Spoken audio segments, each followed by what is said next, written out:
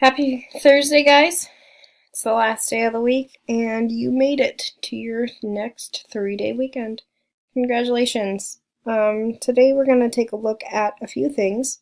It's going to be a little disjointed for the next few days because I want to be there for sections of this. So in order to do that, we're kind of jumping ahead, and then we will end up backtracking.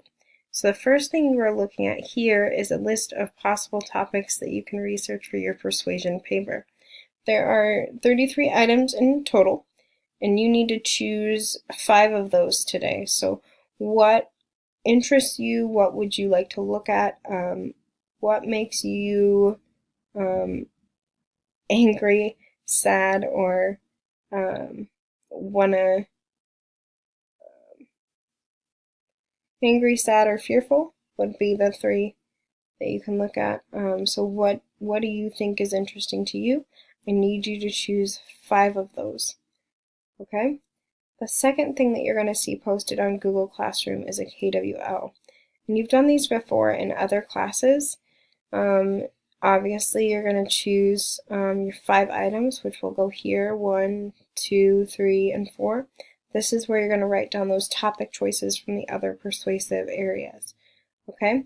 The next thing, for each of these topics, I need you to write down 2 things that you already know about this topic. So for example, my topic for my persuasion project is schools to switch to year-round schooling. So this is my topic, okay?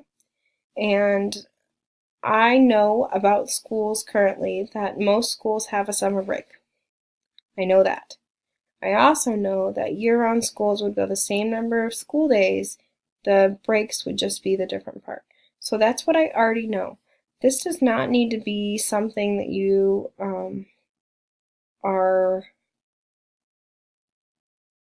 not aware of as a young child.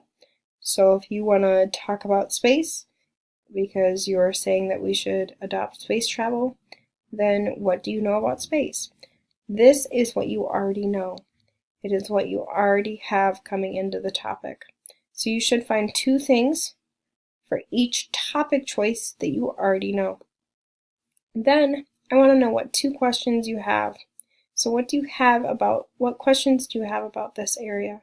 So for example, I want to know how many days would be between breaks. I also want to know how many schools are year-round schools in America and in the world. So those are the 2 questions I had about year-round schooling, and you would write your 2 questions right here in these 2 boxes. Okay? Finally, I want you to actually look up the answer. So tell me, what is the answer to that question? Now, Google is a search engine, it is not a source. Okay? You should not use it as a source. So if you see something on Google, you need to actually click on the link and see where it takes you. Okay?